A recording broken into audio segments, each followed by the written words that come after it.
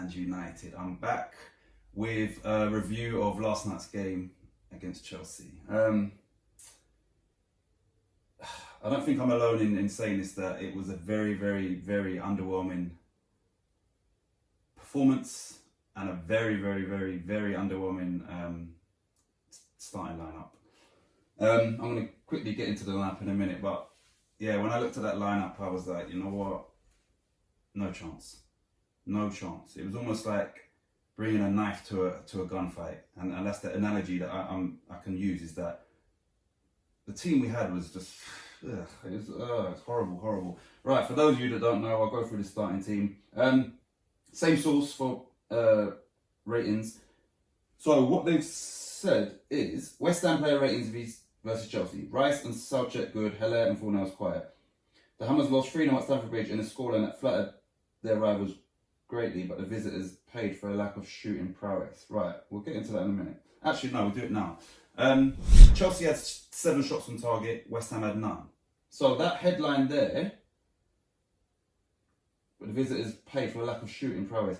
Yeah, none on target. Now, if Timo Werner had his shooting boots on, the scoreline could have been even greater than 3-0. The goals that we let in was shocking. Like, Thiago Silva is a good header, but there's nobody around him. He had the freedom of Stamford Bridge. Nobody around him. So yes, it's a good header, but listen, we can all win a header if we're unchallenged. All you've got to do is just, even if someone is just jumping around him or in front of him, you put him off. He had a clear view of the goal and nobody within sort of, I don't know, 4 feet of him. So I know that's the first goal we've conceded from set piece, but to concede a goal from a set piece as your first goal, that was poor. Second goal, CRESSWELL, he knew it as well. He just switched off, played him onside. Because when I first watched it, I think surely he's offside, man. Because once again, freedom of Stamford Bridge. He looked like he was in acres of space and well offside. CRESSWELL played him on. The last goal was just a shambles as well. Like even like when Abraham finished it off, no one was near him. So it was, once again, just let me shoot at the goal. Yeah, so going into the lineups. This thing better not on money today. Right, Lucas Fabianski, obviously. What I'll do is I'll just do the synopsis now. Nothing to do with Thiago Silva's fun-bin header. Can have strong claims to being fouled and nearly up to Abraham's second. Maybe. Vladimir Soufal. Wasteful in crossing positions, which is unlike him, but apart from that, he was excellent again. Did most other things well, but some missed opportunities. You got a 6, sorry. Fabianski got a 6, and so did Soufal. Yeah, he done alright. He done alright, but like I said, that lineup was shocking. Like, you need players around you to get the best out of you. Fabian Valbuena slotted back in well. Wasn't too tested by Tammy Abraham or Timo Werner until the final 10 minutes. Big boost having him back fit. He got a 6. Angelo Bonner dealt well with Abraham and Werner, but struggled a bit with Pulisic. Good second half, but will not be thrilled with the final 10 minutes. Just before I carry on, yeah, like, come on, man. Like, the way we just kind of crumbled.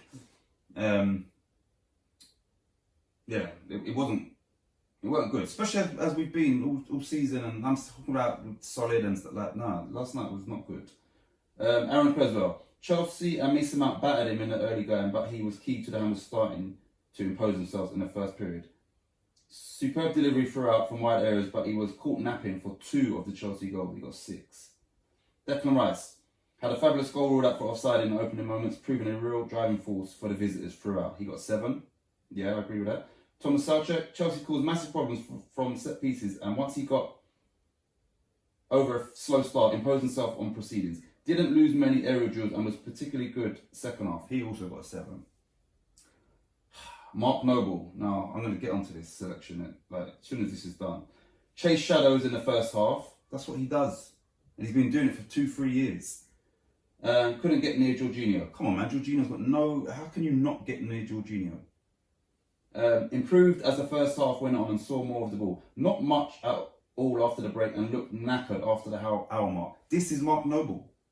Looked knackered. Nothing from him. Chasing shadows. Poor, man. Seriously, like... Pablo Fornells. As usual, he showed plenty of endeavour and was industrious, but his attacking play just wasn't quite where it needed to be. He wasn't bad, but had little impact. 6. What did they give Noble? Sorry. Okay, he got 6 as well. Jarrod Bowen. Question mark as to why it was him marking Thiago Silva. Nobody was marking Thiago Silva for the opening goal and the bad job he did with it as well. Emerson had the better of him after the break. He got 6. Sebastian Hilaire. Dreadfully isolated in the first half, and when he did have the ball, he was too far away from goal to do any damage. Headed a presentable chance wide early in the second half, but apart from that, very little. 5. Substitutes. We didn't make a sub until the 66th minute, which was Ben Rama for Fornals.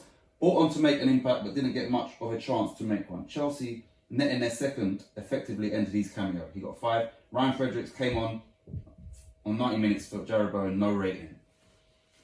Right, I've read the synopsis, I've done the ratings. I'm just going to get into... I gave David Moyes praise recently, and I'll stick by that. But last night, I'm going to put the subs on the screen as one. We have 9 subs, 2 of them are goalkeepers. Now, this is my take on that lineup. If you're going to start with Souček, Rice, as always, and then Noble, the front 3 have to be as technical, as tricky, as creative as possible. So therefore, with what we had available, Ben Rama has to start, right? We missed Masuaku, who I've been saying for the last 2 seasons that I think he's probably more effective as a sort of a left winger or a left second midfielder, and that's been proven when he's playing out wide in a 3-5-2 or 4-5-1, whatever you want to call it. So we missed him. We missed Antonio because we didn't put them under no pressure, their back line. Who else wasn't playing? Lanzini wasn't an option. Who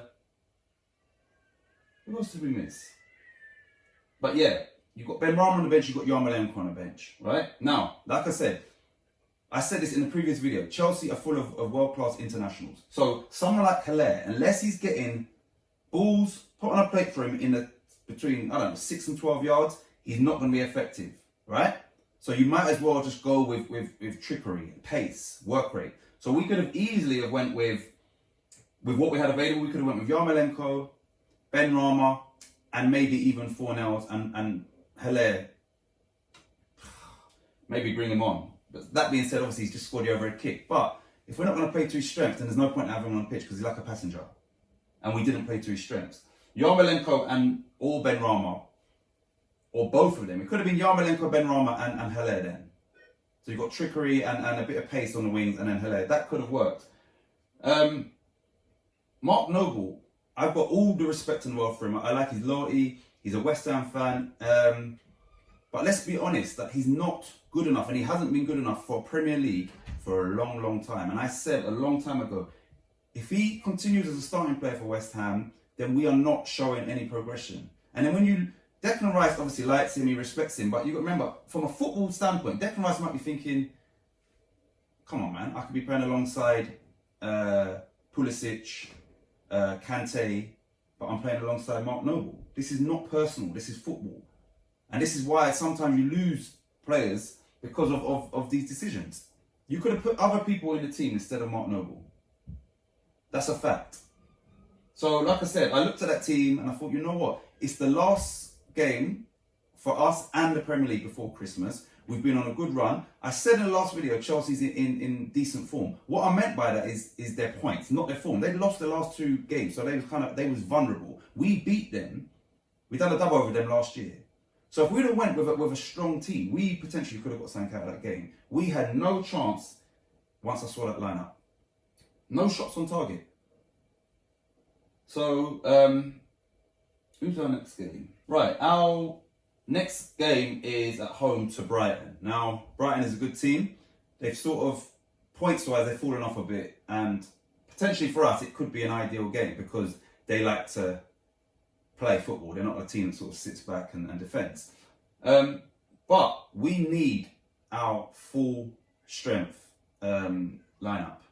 We need Antonio back, and I'm hoping he's back by then. We need Masuaku back.